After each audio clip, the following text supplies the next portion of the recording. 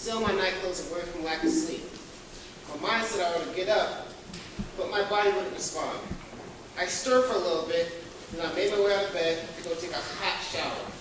And I put on my overalls, put on my boots, I left my house, got in my car, and turned the keys to ignition. It was the early 1940s and the U.S. had just entered World War II. I decided to avoid the draft and join the Navy so I wouldn't be a soldier fighting on the front lines. One day I awoke, knowing that somehow things would be different, and I was right. My mother came in with a notice saying I'd been drafted into World War II. I simultaneously felt excited and uneasy. Wow, war. I thought to myself, it can make you a hero, but at the same time cut your existence short. I got out of the car and walked into the recruitment office. I decided it was time to try and follow the family legacy and join the Navy. It was rejected because I had forgotten my birth certificate.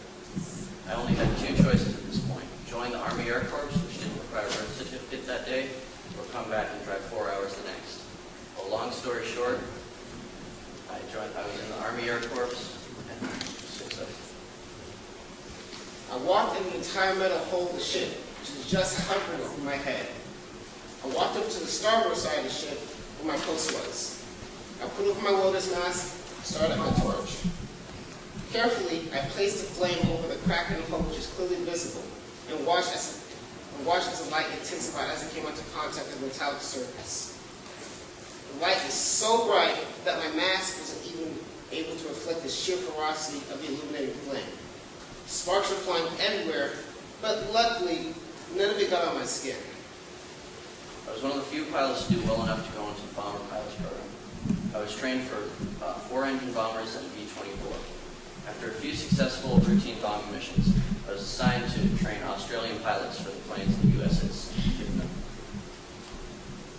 I went to a diesel engine training unit in October of 1942. I loved engines. Shortly after that, I was assigned to a landing ship tank, number 473. Around lunchtime, I would go with my co-workers to sit down and chat with. Most of the people I worked with weren't actually from the Bay Area at all. Just like me from Louisiana, these people were from different parts of the country, but decided to come to San Francisco to join in the war effort.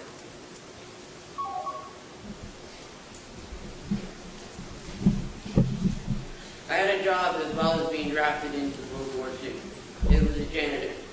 I had many things to do, being either swapping the deck or cleaning up restrooms. It was an acceptable job, but not one I would have forever. It had been my wage, but I was happy with what I was making. When the jobs were better than were asked for, the crews gave me advantages and were raised. I was quite thankful for them. Likewise with the crew. We had a respectable relationship.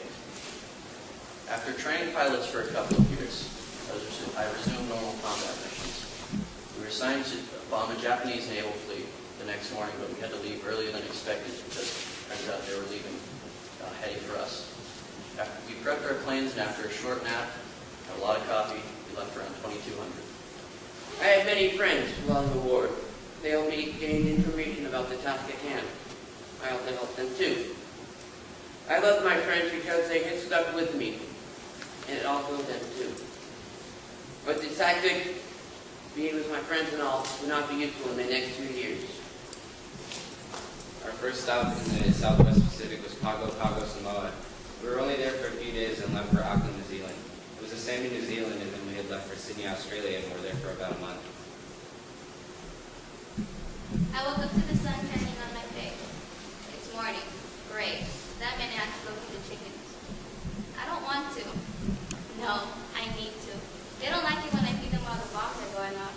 Come to think of it, neither do I. So I get out of bed and I go into the kitchen where my mom is making coffee. She turns around and says, "Just getting up now? Hurry up and feed those chickens and get everybody in before they start bombing." After 8 hours of flying, we saw the target on the cusp of the horizon. It was just after dawn, so the sun was behind us. They wouldn't hear us coming. They wouldn't know that we were coming till they heard our engines. Because I'm angry, I decide to take it out on my brothers. So I go to the back of the house and tell my 3 brothers to hurry up and get their asses inside. They know I'm mad, so they finish quickly and leave. I pick up the bucket of food and start feeding the chickens. Halfway through the coop, our rebels snow stings my nose, and it was a chicken soup. As I was going to check, while across the snow, a bomb dropped. While eating my oatmeal, I heard laughing until the sharp hand left of my head. It took me a moment to realize that I had just been shot. Immediately, I hit the deck, lashed out, and grabbed my rifle. I leapt from the deck and ran for cover. I glanced at my general yelling orders, so I moved to the front line to help my fellow troops. As I reached the top of the hill, I saw hundreds of enemy troops running everywhere, so I ran to a pile of brush to hide. Then 2 Japanese bombs hit our ship. We were left very vulnerable to any other battles, to any other attacks that could happen at any given time. But I was lucky. 8 other men had died, and 14 others were left in critical condition. As soon as we got there, we encountered heavy resistance. The 3 planes in the front were shot down almost immediately, and I was the 4th. Our right front fuel tank was hit, and there was fuel everywhere in the cabin. Any spark could have been the end of us. It was around this time I decided to fly plane and a bit of changing. Just marvelous. I'm not even done yet. I don't care, though. I don't feel like getting yelled at. Take the bucket of food, throw it at the chicken faces, drop the bucket of food anywhere, and run to the house. Point and shoot. I slowly made my way up the field and jumped into a mortar pool only to find a dead Japanese soldier. I grabbed his gun, popped up, killing them one by one, using their own weapon against them. I felt emotions because I was completely overcome by my adrenaline. I was a machine doing what I was programmed to do, trained to kill and not to die. Eventually our ship was rescued, and we were towed back to a place called Morobe Bay in New Guinea. Then me and some crewmen went on a safari trip and a movie on leave. Shortly after that, we had learned that our ship's repairs could take up to a year. After the battle, I had a supper of more oatmeal. I listened to my friends share stories about how they had almost died and how many Japanese soldiers they had killed. I looked up in the sky and thought to myself, just another day, maybe tomorrow will be better. I bet you're wondering why they're bombing us. Well, they are the Americans, and they're not bombing us, but the Japanese. The Japanese have had control of the island of Palau since 1914, and the Americans are helping them strike them out. It was scary at first, running to keep from getting hit on my way to school, but not everybody plays around. Running, screaming, playing dead, what else is there to do? Well, the crew and me were back at sea in the LSD-473. We were about to go home in 1945, and we crossed over the international date line once more. I was very happy to be coming home to my wife and to start a family. I had looked back for America, hoping to start fresh. This is really looking opportunistic. Success around at every corner. Already I'm skaging out possible job options, living quarters, hotspots, etc. I am most certainly prepared to plant my flag in a new world. After the much-needed lunch hour break, I would continue to weld in cracks, apply flux, and weld in cracks again. I punched out around 12 a.m. as usual. When I got home, it was already morning rather than dinner. So me and my husband decided to eat breakfast. Going to bed was probably the highlight of my entire day, but it would be short-lived.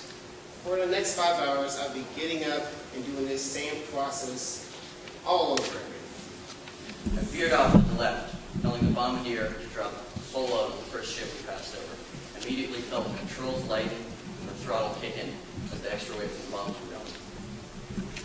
I looked for a hole in the wall of gunfire, and as soon as I saw it, I was out of there.